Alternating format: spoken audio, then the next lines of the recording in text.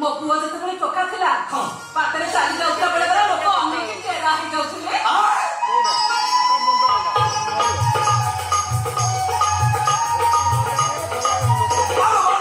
ଆମ ବାବୁନୁ ଟୋକା ବେଳେ ଗାଉଥିଲେ ଦେଖାଉଥିଲେ କହିବି ନା ସେ ଯୋଉ ସିନେମା ଆଇବ ଶାହରୁଖ ଖାନ ଗାଉଥିଲେ। ଶାହରୁଖ ଖାନ ସେଇଟା କିଏ?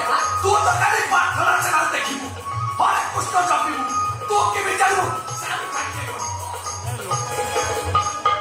ମାର ଇଏ ତ ଆମ ବାବୁ, ସେ ଲୋକ ଜଣ କିଏ? ମୁଁ ତ ତାকে ଆଗରୁ କେବେ ଦେଖିନି, ମୋ ହେତୁ ପାଇବା ଦେଖାను ସେ ଲୋକ ତ କେବେ ଆମ ଘରକୁ ଆସିନାହାନ୍ତି। ଆଜିକି 25 ବର୍ଷ ହେଲା ସେ ଘରକୁ ଆସୁନି। ଓହୋ ସେଇଥିପାଇଁ ବୋଧେ ମୁଁ ତାକୁ ଦେଖି ନାହିଁ। ଆଉ ମାଲୋ ସେ କାଳେ ବାବୁଙ୍କ କାନ୍ଧରେ ହାତ ପକେଇଛନ୍ତି। ଓହୋ ଇଏ ବୋଧେ ଆମ ବାବୁଙ୍କ ଭଲ ସାଙ୍ଗ। ଖାଲି ଭଲ ସାଙ୍ଗ ନୁହେଁ, ଜୀବନ ବ୍ୟାପୀ ସାଙ୍ଗ କହିଲେ ଚଳେ। ସାଙ୍ଗ ହେଇ ଖାଇବେ, ସାଙ୍ଗ ହେଇ ବୁଲିବେ, ସାଙ୍ଗ ହେଇ ପଢିବେ, ସାଙ୍ଗ ହେଇକି ସ୍କୁଲ ଯିବେ, ସବୁ କଥା ସାଙ୍ଗ ହେଇକି କରିବେ। ଓହୋ ପୁରା ଜୀବନ ଦିଆରେ ଭାବ ନା, ଯେମିତି ତୋର ମୋର ବାପ।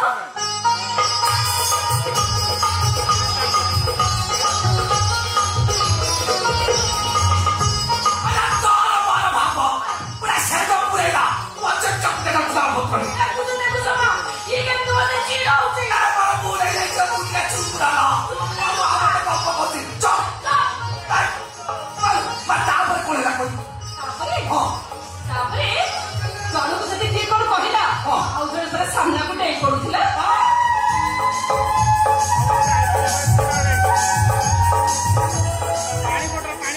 ଖାଲି ଦେବୀ ପାଇଁ ଆସୁ କାହାକୁ ବାଡେଇଲାନି ତ, ଆସୁ ପାଇଁ ଦେବୀ କାହାକୁ ବାଡେଇଲାନି।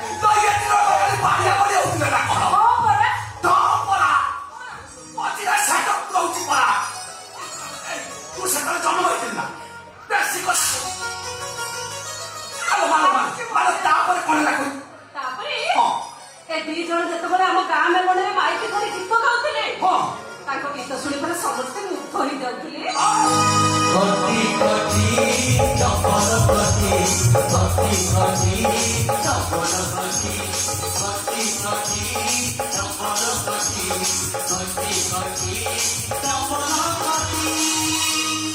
ଆଉ ଯେତେଥର ସେ ଗୀତ ମୁଁ ଶୁଣିଛି ମୋ ଆଖିରୁ ବି ଲୁହ ଆସିଯାଇଛି।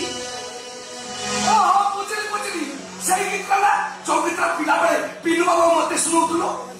ସେଇ ଗୀତ ସେଇ ଗୀତ ଭାଇ ବଢିଆ ଗୀତରେ ମାଲୋ ତୋ ପାଖକୁ ଶୁଣି ମୁଁ ବାବୁ କଷ୍ଟ କରିଦେଇଛି। ତୁ ମୋ କଷ୍ଟ କରିଦେଇଛୁ? ଗାଇବି ଶୁଣିବୁ ତ? ଏଇ ଶୁଣୁ